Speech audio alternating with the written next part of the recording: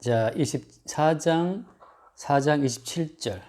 이때에 제자들이 돌아와서 예수께서 여자와 말씀하시는 것을 이상히 여겼으나 무엇을 구하시나이까 어찌하여 그와 말씀하시니까 묻는 자가 없더라.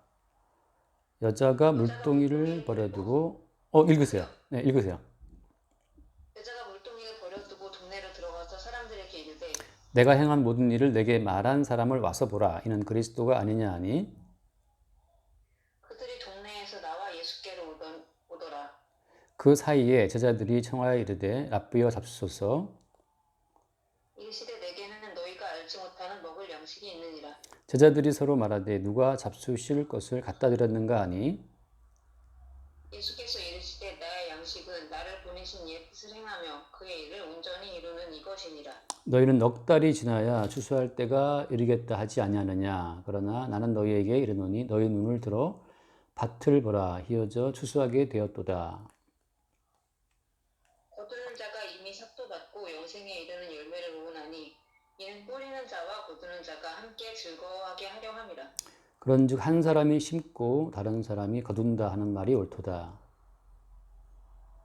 내가 너희로 노력하지 아니한 것을 거두러 보내었노니 다른 사람들은 노력하였고 너희는 그들이 노력한 것에 참여하였느니라.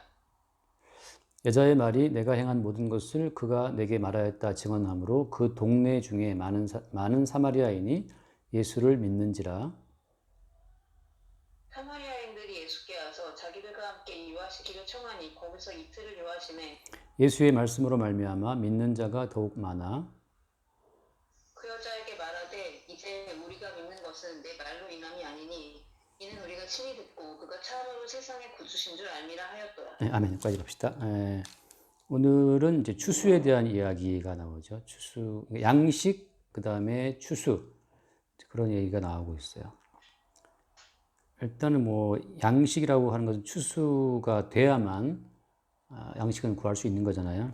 그러니까는 지금 추수와 양식은 같은, 연결되는 개념이고, 그리고 오늘 말씀하시는 추수라든지 양식은 여기 말씀처럼 너희가 알지 못하는 먹을 양식이 있다. 이런 말씀처럼 동일하게 너희가 모르는 추수를 지금 주님은 진행 중이라고 하는 말씀이죠.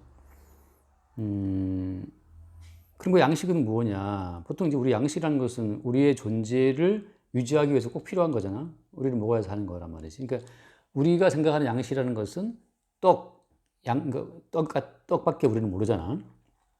근데 실제 모세 같은 경우에 어디죠? 시내산 위에 올라가서 40일 동안 먹지 않고 마시지 않고 일단 내려왔잖아요. 근데 얼굴에 막 빛이 났지 얼굴에서. 그래서 가렸다고 그 수건 자체를. 그러니까 모세는 40일 동안 먹지 않고 마시지 않고 어떻게 산 위에서 있었는데 불구하고 빛이 났을까 얼굴에. 다시 말하면 여기서 말하는 양식은 내게는 너희가 알지 못할 양식이 있다 이렇게 말씀하실 때에는 이것은 우리 육체적인 이 존재 보존을 위해 필요한 양식을 말씀하시는 게 아니라고. 양식이라는 것은 우리에게 기쁨을 주는 거고 그 다음에 우리 존재의 의미를 주는 거예요. 아니, 우리는 항상 먹는 것이 가장 즐거운 시간이고 또 좋은 사람과 함께 우리 먹잖아. 먹고 뭐 차 마시고 자체가 이게 이제 사랑하는 사람과 함께 나눌 수 있는 같이 먹는 사이 뭐 그게 이제 굉장히 좋은 거란 말이지. 그러니까 여기서 말하는 양식이라는 것은 우리가 생각하는 이런 육체적인 존재 양식을 위한 양식이 아니라 삶의 의미와 기쁨과 보람을 주는 그리고 그 존재의 어떤 의미를 설명해 주는 가장 근원적인 삶의 이유, 존재의 이유를 말할 때 양식이라고 하는 거지. 그래서 이제 여기 양식은 뭐냐? 예를 들면 양식은 어떤 거예요? 추수라고 하는 거와 연결되어 봤을 때 이제 추수라고 하는 것은 마지막 그 들판의 어떤 결실을 이루는 때거든. 다시 말해서 마지막 때를 말해요. 그러니까 추수라고 하는 것은 마지막 때를 전제하고 추수야. 더 이상 이제 그 밭에 가라지와 알곡을 함께 두는 때가 아니라고. 가라지와 알곡을 이제 끝장내는 분류하는 시간이에요. 그러니까 추수라는 것은 분류의 시간이야. 분류의 시간. 택한 받은 자, 하나님께서 원하시는 택한 받은 자와 택한 받지 못한 자를 분류하는 시간이 추수했다라고. 그래서 예를 들면 우리가 그 마태복음 나온 말씀이잖아요. 가라지와 알곡이 있을 때 가만두어라. 언제까지? 추수 때까지. 추수 때 그때 이제 가라지를 모아서 불에 태워버리고 알곡은 창고 들인다는 말씀처럼 추수라고 하는 것은 이제 최후의 심판이 다가왔다는 거예요. 그러니까 예수님께서 이 땅에 왔다고 하는 것은 이제 인류를 향한 최종적인 심판을 하러 오신 거야. 그러니까 예수님은 구원자지만 구원의 의미는 어떤 의미예요?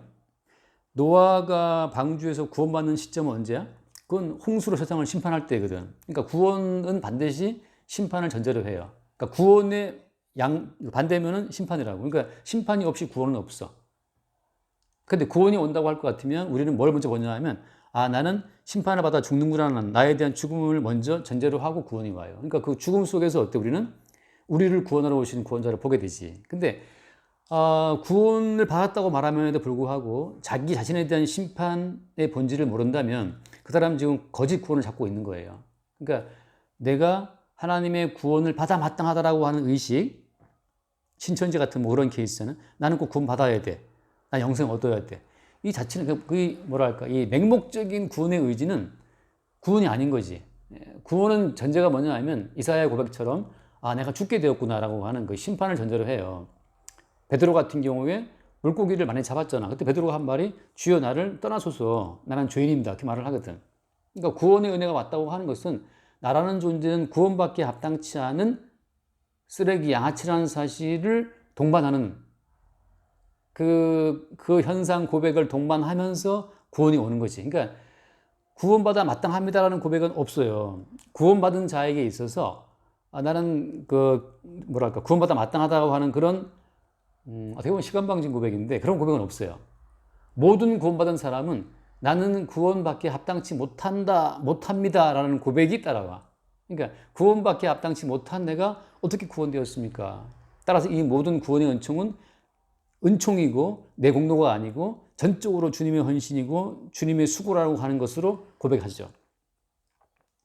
그러니까 그 사람이 구원되었나 안 되었나를 우리가 판별할 주제는 아니지만 보통 이제 성도의 교제를 나눌 때 구원된 자와 구원되지 못한 자를 우리가 느낄 때 말이지. 그때 그 사람이 자기 구원받아 마땅하다고 하는 것으로 자기 존재를 고백할 때는 그 사람은 아직 구원의 은혜를 받지 못한 사람이고 구원받기 위해서 무진장 애쓰는 사람이야.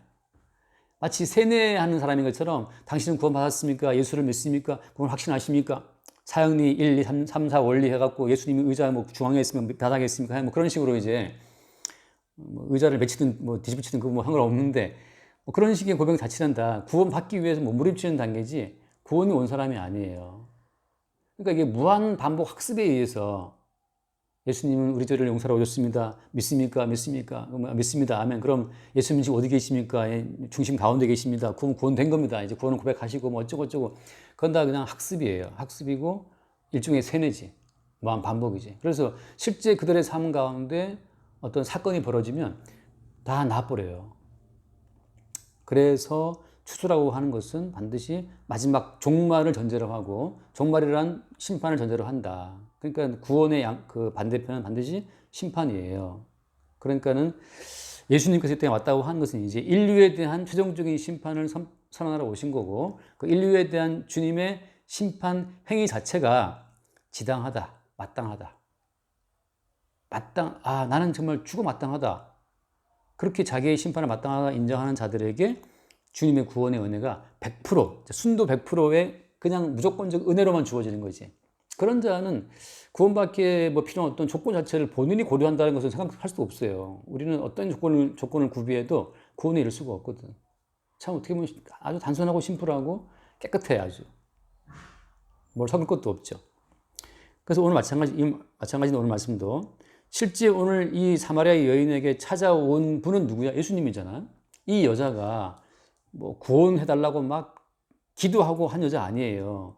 5명의 남자와 살았었고 6번째 살고 있는 이 여자가 언제 무슨 주일 안식일을 지키고 기도를 했겠어. 지금 남자 살이 바빠 죽겠는데. 그리고 아까 지금 꼬여 있잖아요. 의리의 남자가 왜 나한테 물 달라 하냐고 처음에 그 시큰둥한 반응을 봤잖아. 그 여자 자체는 지금 어떤 구원받기 합당한 조건을 구별한 여자가 아니라고. 주님이 그냥 오신 거죠. 그래서 오늘 말씀에 예를 들면 그렇잖아요. 거기 몇 절에 뭐냐 하면은 36절에 보면 38절에 봅시다. 38절에 내가 너희로 노력하지 아니한 것을 거두러 보냈다. 다른 사람들은 노력하였고 너희는 그들이 노력한 건 참여했다. 그런 말씀 나오잖아요. 이 노력한 주체는 누구냐 하면 노력한 주체는 주님이거든 사실. 주님이 노력하셨고 그 주님의 노력을 나타내기 위해서 수많은 사람들이 쭉 그 주님의 노력에 참여한 거지. 노력의 주체는 주님이라고. 근데 오늘 그 4장에 우리가 봤다시피 4장 몇 절에 보면 4장 4절 말씀 보면 4장 4절에 사마리아를 통과하여야 하겠는지라 그런 말씀 나오잖아요. 이 말씀은 모두 우연적인 통과를 말하는 게 아니고 영어 성경 같은 데 보면 나오지만 이것은 그냥 must야 must. 반드시 통과를 해야 돼. 그리고 예를 들면 it was necessary. 이게 필수적이야. 하지 말아서 지금 주님은 처음부터 사마리아 여자를 구원하는 이 추수의 어떤 그 필요성을 감지하시고 필수적으로 꼭 필요해서 반드시 이 사마리아를 통과해야 된다는 거지. 이거 누구의 노력이에요? 이거 주의 노력이에요. 하나님 아버지와 예수님 두 분의 노력 가운데서 지금 예수님은 덥고 힘들고 피곤한 가운데 굳이 사마리아를 통과해야 되는 거지. 그래서 어디 갔냐 6절 말씀 사장 6절에 보면 거기 또 야곱의 우물이 있더라. 예수께서 길 가시다가 피곤해서 우물 곁에 앉았어요. 때가 6시는 이제 지금 말하면 12시잖아. 낮 12시거든. 여기 성경의 시간에 6 더하면 되니까 12시쯤에 너무 피곤해가지고 앉았지. 다시 말하면 예수님은 너무 피곤해서 길 가시다가 우물 곁에 그대로 앉을 만큼 노력하신 분이거든. 왜냐하면 추수를 위해서, 그 다음에 나를 보내신 이의 뜻을 행하기 위해서. 근데 나를 보내신 이의 뜻은 어떤 거였어요? 여기 이제 그 34절 말씀 나오지만 예수께서 나의 양식은 나를 보내신 이의 뜻을 행하며 그렇게 되어 있거든. 그러니까 나를 보내신 그 하나님의 뜻은 어떤 거예요? 성경에 나오는 뜻이라고 할 때는 다 단수를 쓰거든. 그러니까 뜻이라는 것이 명확한 거지. 뜻들이 아니에요. 성경에 나오는 뜻은 그냥 하나로 쫙 이어지거든. 그래서 요한복음 6장 말씀 보자. 요한복음 6장 말씀 보면은 요한복음 6장 39절 말씀 봐요. 38절부터 볼게. 내가 하늘에서 내려온 것은 내 뜻을 행하려 함이 아니요 나를 보내신 이의 뜻을 행하려 함이니라. 그다음 나를 보내신 이의 뜻은 내게 주신 자 중에 내가 하나도 잃어버리지 아니하고 마지막에 다시 살리는 이것이다. 그다음 보세요. 40절. 한번 읽어. 응. 40절. 적고 있었어요. 오케이. 내가 읽을게. 그러니까 내 아버지의 뜻은 아들을 보고 믿는 자마다 영생 얻는 이것이다. 그렇게 되어 있거든. 그러니까 이게 하나님 아버지의 뜻은 하나님께서 예수님에게 양도해 준 자들이 있어. 이게 창세전의 언약 가운데 하나님이 예수 그리스도에 다 맡긴 자들이 있다고. 그 예수님은 하나님께서 맡긴 자들을 찾으러 이 땅에 오신 거야. 그러니까 하나님께서 맡기신 그 모든 자들을 한 명도 잃지 않고 찾아내시는 그것이 예수님의 열심이고 그 예수님의 열심에 참여하게 된 자들이 제자들이거든. 아직까지는 지금 뭐가 뭔지 모르고 있지만 제자들이 계속해서 앞으로 이제 그 예수님이 자기의 백성을 찾아내는 그 자들을 그 주의 노력에 이제 참여하는 이들이 이제 하게 되는 거지. 그래서 창세전에 아버지께서 예수에게 맡겼던 그 모든 자들을 찾아내는 그 모든 일에 동원된 자들이 또 어때? 먼저 구원한 성도들이라고. 사도들이고 제자들이고. 그래서 그런 식으로 이루어져요. 예를 들면은 그 뒤에 말씀 보면 사도행전 말씀 보면 사도행전 13장 말씀을 읽어볼게요. 사도행전 13장.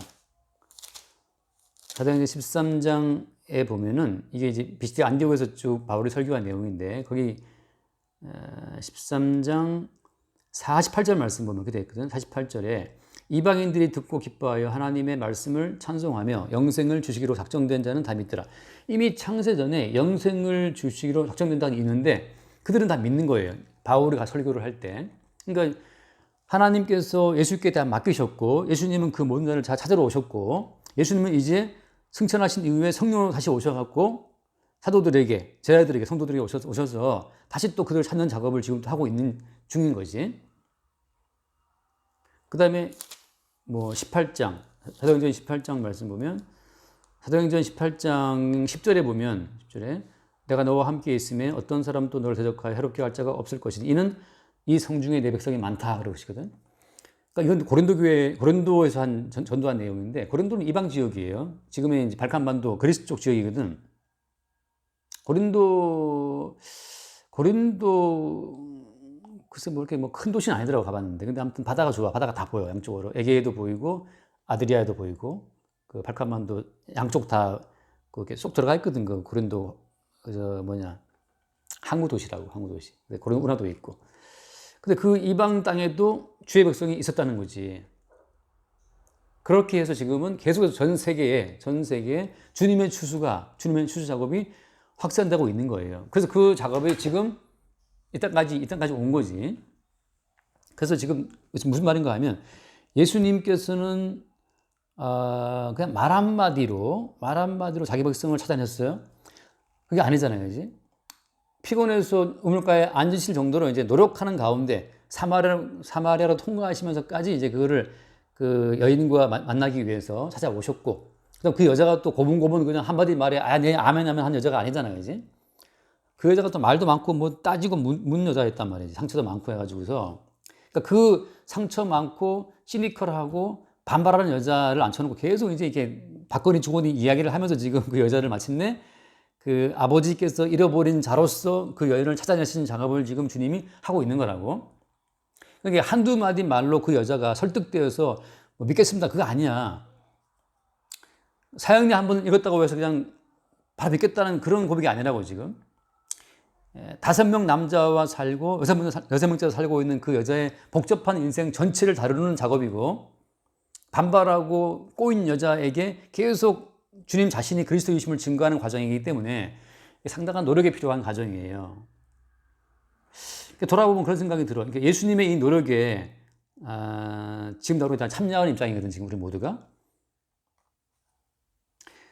바울도 그런 고백을 해요. 바울도 그런 거 하는데, 예를 들면 잠깐 말씀 좀, 디모데 후서 2장 10절을 볼게.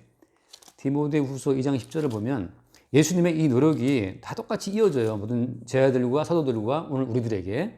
디모데 후서 2장 10절을 보면 2장 10절에 그러므로 내가 택함받은 자들을 위하여 모든 것을 참음은, 그런 표현을 하거든. 택함받은 자들을 위해서 사도 바울이 모든 걸 참고 있다고 고백하고 있어. 누구를 위해서? 아버지께서 창세전에 예수께 맡긴 자들, 이제 그 예수님이 또 지금 찾아내시도록 우리에게 보내신 자들. 그래서 모든 걸 참고 그들도 그리스도 예수 안에 있는 구원을 영원한 영광과 함께 받게라 합니다. 그러니까 바울도 지금 굉장히 참고 견디고 있는, 고난을 받고 있는 거예요. 그 9절 말씀 보면 복으로 말미암아 내가 죄인과 같이 매일같이 고난을 받았으나, 고난 받고 있다는 말을 바울이 해요. 좀 많이 빨랐나? 네, 너무 빨랐죠. 예. 고난 받고 있다고요? 오케이. 결론은 그거예요. 그래서 이게 똑같아. 이 노력의 과정이 우리에게 없나? 있어요. 어젠가 내가 그 옛날 앨범을 보다 보니까, 앨범을 이제 그 네이버 믹스인가? 그 있잖아. 네이버 예전에 클라우드 거기 이제 사진을 보는데, 그 30대 막 교회 그때 초창기였나? 우리 그 소연이랑 막 지혜랑 지영자매랑 저기 저 어린이 공원 놀러 갔을 때가 언제였지? 그때 사진을 보는데 다 빛이 나더라고. 다 이렇게 광채가 나 얼굴에. 젊은 힘이지 막 뻗어나오는 힘이, 그 어떤 아름다움이 있더라고. 근데 지금은 좀 나보다 좀 약간 나는 사갔는데. 그러니까 이제 말하자면 그때부터 계속 앉아가지고 계속 성경 놓고 지금 10년 넘게 지금 성경 놓고 지금 계속 그런가? 20년 다 돼가지. 이 긴 세월 동안 성경 놓고 지금 떠들고 있거든, 지금 계속해서. 2003년이거든요. 그렇지, 2003년이지. 20년이죠. 10년이 아니고.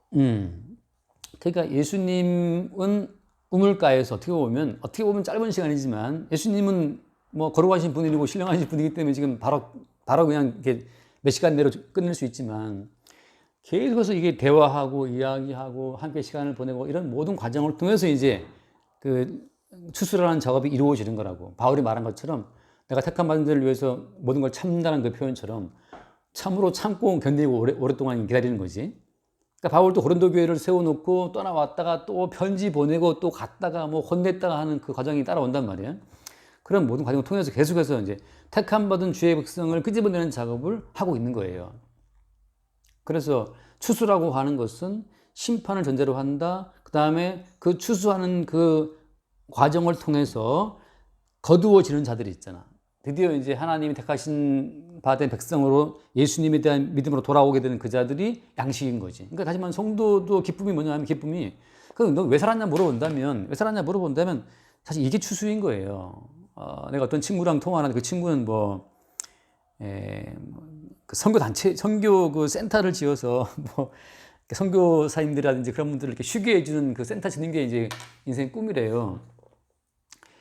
내 마음속에서는 이제 그게 아니라는 말이 막 이게 하지만 참았어요. 아직은 참을 때인 것 같더라고요. 이제 대화를 시작할 때는 참을 때인데, 이제 주의 상천 기다리면서 이제 언제 이 주님의 양식, 어떤 건물이 아니고 집단이 아니야. 만세전에 아버지가 예수께 맡긴 자들을 다시 불러내는 그 작업. 바울이 가는 곳마다 이 성 중에 내 백성이 많다. 주님이 택한 백성을 끄집어내는 그 작업. 택함 받은 자를 참고 있는 그 사도 바울의 그 참음, 노력.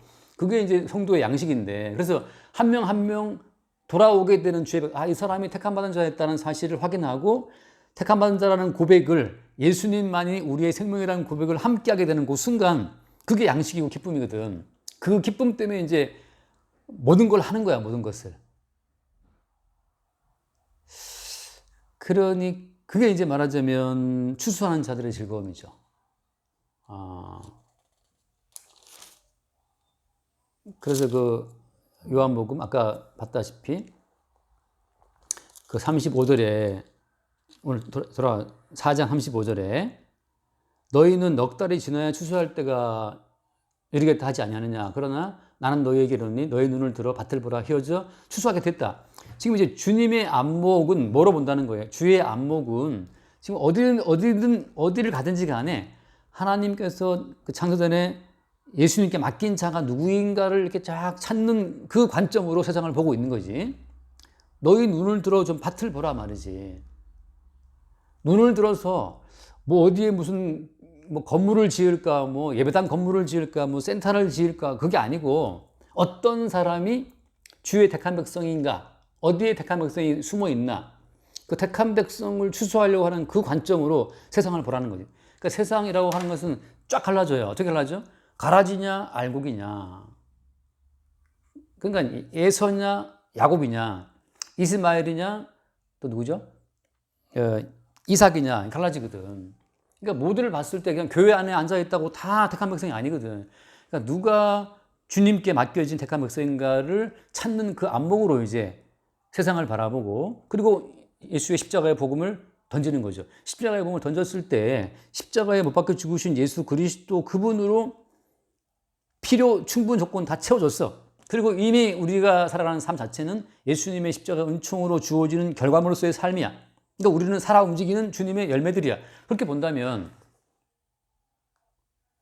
그 고백이 나온다면 그 사람은 이미 주의 예수님의 피로 거듭난 백성이 되는 것이고, 예수님의 살과 피로 빚어진 주님의 지체가 되는 거지. 주님 보시기에 내 살 중에 살이고 내 뼈 중에 뼈라는 말이 나올 정도로, 왜 이 사람이 먹고 마시고 살고 움직이는 전체가 다 예수님의 살과 피의 은총으로 지금 살고 있다는 고백이 나오고 있으니까. 달리 6일까지는 내 나라를 위해 살고 7일째는 성수를 하고, 이게 웃기는 개념이에요. 모든 것이 네가 밥을 한 끼 먹어도 그건 주의 살과 피로 주어지는 은총으로 먹고 있는 거야. 근데 밥 열심히 먹고 이제 봉사하러 가야지. 이런 이분모적인 삶이 아니라는 거지. 그러니까 그런 관점으로 세상을 보라는 거죠. 동일한 그 주님의 관점으로. 그래서 36절 말씀에 거두는 자가 이미 삭도 받고 영생에 이른 열매를 모은다. 이는 뿌리는 자와 거두는 자가 함께 즐거워하게 한다. 하게 하려 함이라. 그러니까 이제는 사실은 어때요? 만세전에 택한 백성들을 작정해 놓으신 주의 작정과, 그리고 이제 그 백성들을 모으신 예수 그리스도의 희생과, 그 다음에 모든 백성을 모을 수 있도록 자기의 살과 피로써 모든 백성들을 부르는 준비를 주님이 다 갖춰 놓으시고, 제자들을 보내서 이제 주님이 준비해 놓은 그 모든 추수하는 그 준비에 우리를 그냥 동참케 하시는 거지. 그러니까 엄밀히 말하면 어때요? 택하신 자는 누구야? 주님 택했거든. 그럼 우리는 뭘 하는 거지? 그냥 복음을 던짐으로써 예수의 십자가의 복음에 아멘이 되는 자인지 아닌지만 우리는 확인하는 거지. 우리는 정말 주님이 피 흘려서 이루어 놓은 그 살과 피의 수고에 그냥 우리는 참여하는 입장이라. 그래서 그냥 주님의 노력한 것에 우리는 참여한 거죠. 그래서 바울이 쭉 복음을 증거한 마찬가지로 주님이 피 흘려서 이뤄놓은 그 모든 수고에 참여하는 마음으로 그냥 가는 거죠. 여기서 이제 말하자면 이런 거죠. 예수님이 사마리아 여인을 구원한 것처럼 우리도 나가서 복음을 전하러 갑시다. 이건 벌써 인간의 뭐랄까 의지가 또 개입된 거예요. 주께서 우리를 동원하셔서 주님의 추수에 우리를 참여케 하시는 거거든. 거기에 어마어마한 노력이 필요해요. 내가 생각해 보면 우리 큰딸 하은이 어릴 때 수학 가르쳐 줬는데 한 번 알려줬어. 못 알아들어. 두 번째도 알려줘. 세 번째부터 열이 막 이렇게 올라오면서 그냥 소리를 질렀죠. 그래서 우리 하은이가 일찍 수포자가 돼서 수학을 포기했어. 그래서 막 울면서 다짐했지. 다시는 안 그래. 근데 또 이상하게 두 번째부터 이게 또 약간 열이 올라와. 이걸 못 알아듣지. 학원을 보냈었어요. 그러니까. 그 지금 은규도 마찬가지. 은규도 아빠를 약간 무서워하는 것은 수학 가르칠 때는 무서워. 그래서 아빠한테 잘 안 물어봐. 은서한테 물어보지. 학원을 보내세요. 아, 그러니까 이게 주님의 노력이 있잖아요. 주님의 노력이. 주의 노력은 한 번, 두 번, 세 번, 네 번. 그다음에 바울이 노력. 바울이 말하기를 내가 너희들에게 같은 말을 하는 것이 뭐라 했지? 같은 말을 쓰는 것이 수고스럽지 않다거든. 바울은. 그 내가 사실은 뭐 성경을 말하고 복음을 증거할 때는 같은 말을 반복해도 사실 그게 별로 안 수고스러운데 근데 수학 가르치는 건 열받더라고. 수학 가르치는 것은 수고스럽더라고 좀. 그래서 이 말하자면 이제 주님이 그 노력하신 거에 참여하는 그 즐거움이 있어요. 그래서 이제 이게 말하자면 그런 거거든. 추수를 할 때 내가 늘 하는 말처럼 아닌 자들을 되게 하는 게 추수가 아니에요. 애초부터 알고는 알고 가라지는 가라지야. 이것 때문에 내가 어떤 분하고 싸웠다 했잖아. 그 어떤 목사님은 말씀하시기를 우리가 잘 물을 주고 잘 돌보면 가라지도 알고 될 수 있지 않느냐 논리를 폈는데 나는 그거 아니다. 애초부터 정해져 있다. 우리는 종자를 바꾸는 자가 아니고 그냥 종자를 발굴하는 자야. 발굴하는 자. 복음을 듣고 귀가 열리는 자는 따라오는 자죠. 그러니까 예수 그리스도를 아는 향기를 나타냈을 때 복음이 향기가 되는 사람은 복음을 듣고 따라오는 것이고 복음이 뭐랬지? 악취가 되는 사람들은 복음이 따라올 수가 없죠. 그래서 그렇거든. 이게 이제 말하자면 수수라고 하는 것 자체가 이미 주님께서 그러니까 창세전에 심어 놓으신 그 어떤 그 종자를 지금 결실하는 거거든. 말하자면. 그러니까 이미 어때? 뿌리 자체는 이미 창세전에 뿌리가 있는 거야. 그래서 잠깐 말씀 봅시다. 요한계시록 그 20장 말씀 보면 20장에 요한계시록 20장 15절 말씀 20장 15절에 누구든지 생명책에 기록되지 못한 자는 불못에 던져지더라 되어 있거든. 그러니까 이미 생명책에 기록된 자들이 있어요. 아닌 자들은 다 불못, 다 지옥이라고. 그러니까 이미 창세전에 주님이 다 심어놨거든. 그리고 주님께서 오셔서 또 그들을 부르시고 또 예수의 영이 지금도 계속 물을 주시고 자라게 하신단 말이지. 자라게 하시는 주님이에요. 그러니까 이미 확정되어 있는 그 자들을 우리가 지금 발굴하고 어디에 있는가를 찾아내는 거지. 아닌 자들을 만들어내는 어떤 뭐 그런 창조 작업하는 게 우리가 아니란 말이지. 그 다음에 21장, 요한계시록 21장 끝절, 27절 말씀, 27절. 자, 무엇이든지 속된 것이나 가증한 일 또는 거짓말하는 자는 결코 그리로 들어가지 못하되 오직 어린 양의 생명책에 기록된 자들만 들어가리라 되어 있잖아요. 어린 양의 생명책에 기록된 자들만 들어간다고.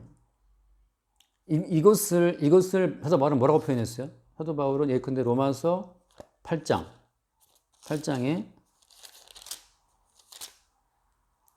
로마서 8장 29절 말씀 29절 하나님이 미리 아신 자들을 그렇죠? 또한 그 아들의 형상을 본받게 하기 위해서 미리 정하셨다. 이는 그로만 형제 중에서 아들이 되게 하려 하십니다. 30절 또 미리 정하신 그들을 또한 부르신 그들을 또한 의롭다 하시고 이걸 다 누가 하신 거야 다? 이거 주님이 하신 거야. 주님이 정해 놓으시고 주님이 부르시고 주님이 의롭다 하시고 주님이 영원하게 하시고 이 모든 과정에 누가 실제적인 모든 걸 공급했어요? 예수님이 자기의 살과 피로 여기에 필요한 모든 걸 다 공급하신 거지. 주님이 정하신 자들의 그 정결케 되는 작업을 위해서 주님이 자기의 피를 뿌려서 그 피를 준비해 놓으신 거라. 주님이 의롭다 하시는 그 의로움을 위해서 주님이 자기의 피를 준비해 놓으신 거고, 자기 살을 준비해 놓으신 거지. 그러니까 주님과 주님의 작업인 거예요. 주님이 정해 놓으시고 주님은 자기의 피로 그들을 정결케 하시고, 그 모든 작업 가운데서 연결시키는 모든 작업은 주의 영 성령께서 하시는 거고, 성령께서. 이렇게 주님이 행해 놓으신 그 모든 일에 우리는 어때? 우리는 노력치 않는 것을 그냥 참여하는 거죠. 우리가 아닌 자들을 막 만들어내는 것이 아니고 주께서 다 만들어 놓으신 자들을 다만 우리는 발굴하는 작업, 그 발굴하는 자의 즐거움이 있는 거예요. 여기 지금 해화동 또 여기도 지금 요즘에 엄청 많은 집들을 지어. 근데 그때 한번 가셨던 카페에 있었는데 저쪽 거기 앞에 지금 또 건물 보시고 건물 짓는데 한동안 공사를 안 하고 있더라고. 내가 이렇게 가만히 보니까 거기 땅을 팠는데 거기 땅 속에서 무슨 조선시대인지 모르지만 유물이 나온 거예요, 유물. 그래서 유물 때문에 또 와서 막 그걸 되게 뭐 빗자루로 쓸고 막 서로 쓸고 막 하고 있더라, 계속. 그것 때문에 또 공사가 한 달 정도 이렇게 멈춘 거야, 계속 그거 발굴하느라고. 그걸 다 파헤치면 안 되나 보더라고, 그게 나오면. 근데 아무튼 공사하는 사람은 정말 이게 지겹다고 빨리 공사해야 되는데 지금 그것 때문에 못하는 있는지만 그 발굴하는 사람들은 이제 와서 조그만 거 가서 막 이렇게 빗질해 가면서 이제 그걸 찾는데 발굴하는 사람은 기쁨이 있겠지. 근데 성도는 어떤 기쁨이 있는 것이냐 하면 주께서 정하시고 택하시고 부르시고 다 준비해 놓은 그 사람들을 발굴하는 기쁨이 있는 거예요. 어떤 식으로? 그러니까 이 빗질이 유물을 이렇게 발굴하는 그 빗질이 뭐냐면 계속 복음을 증거하는 건데 말씀을 나누고 복음을 증거함으로써 인간의 가치관, 세상의 가치관으로 이렇게 덮여 있는 그 선악적인 가치관을 다 벗겨내고 그리스도 예수의 복음만 나타날 때까지 파헤치는 그 작업을 하고 있는 거지. 그것은 세상적이다. 그것은 마귀적이다. 그것은 선악적인 가치관이다.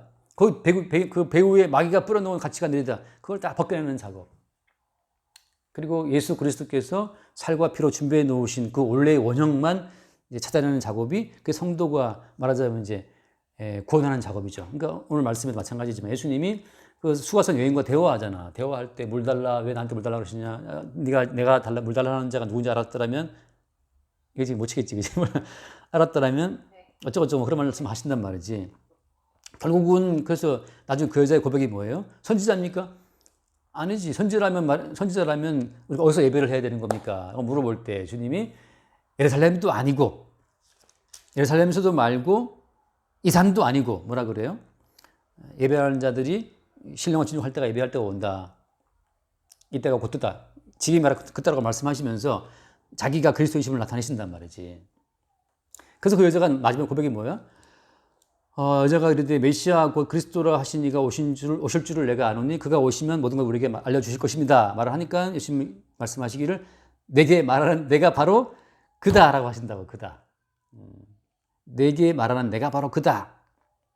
그래서 어때? 그래서 그 여자가 28절에 여자가 물동이를 버려도 동네에 들어가서 말하잖아요. 29절 내가 행한 모든 일을 내게 말한 사람을 와서 보라. 이는 그리스도가 아니냐 하고 이제 이 여자가 드디어 그 여자 위에 더 씌워져 있었던 나는 사마리아 여자고 남편 다섯 남자와 살았던 부정한 여자였고 뭐 이런 모든 것들 유대인들은 우리를 무시하고 유대인들은 예루살렘 성을 뭐 성지로 말을 하지만 우리는 지금 그림 신화를 말하고 있고 하는 그 모든 가치관들을 다 벗겨내고 하나님이 창세전에 정하시고 부르신 자가 딱 드러나게 되니까 뭘 알게 돼? 예수님이 그리스도라고 고백하게 되지. 이 아다리. 그래서 이 여자가 가서 그리스도 아니냐라고 이제 막 전파하잖아요. 그러니까 이제 그 작업이지. 근데 이제 나는 개인적인 아픔이 뭐냐. 어저께도 어떤 분하고 통화를 한참 했는데 나는 계속 기다리고 있었거든요. 뭘 기다리냐. 나는 계속 이 사람에게 복음을 이렇게 중간중간 복음을 계속 이제 말할 기회를 노리고 있었고 인간적인 충분이 있으니까 난 제발 이 사람이 복음으로 돌아오게 되기를 바랬는데 지금 뭐 개인적인 큰 일을 당했어. 너무 낙심돼 있어. 죽고 싶다는 거지. 근데 그래서 내가 물어봤어요. 그동안 내가 짬짬이 보내주었던 유튜브 그런 우리 교회 유튜브 그 설교 같은 거라도 들어봤느냐? 안 들어갔다는 거지. 안 들어갔대요. 그리고 계속 말할 때마다 흔히 말하는 일반적인 교회, 뭐 기복신앙 비슷한 거 있잖아요. 뭐 기도 많이 하면 들어주시고, 그래서 뭐 자기가 10년 동안 기도했대 뭔가를. 10년간 기도한 기도 제목이 안 된 거야.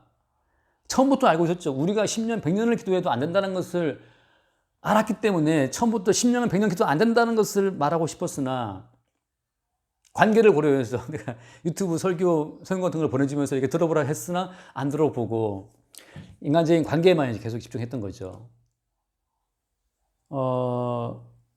내가 모든 관계를 설정하고 살아가는 그 목적과 이유라고 하는 것은 복음으로 연합이 안 되면 사실 아무 의미 없는 만남들이거든. 나도 나도 귀찮아진 대가기 때문에 안 만나고 싶고 뭐 대화도 하고 싶지 않아요. 그러나 주님이 만나게 했고 주님께서 이렇게 얽히게 했기 때문에 가능하면 그 만남 속에서 주님이 왜 만나게 했을까? 복음 때문이겠지 하고 이제 짬짬이 계속 복음을 던진다고 이렇게. 근데 던지면 이상하게 말이 이렇게 틀어져 버려.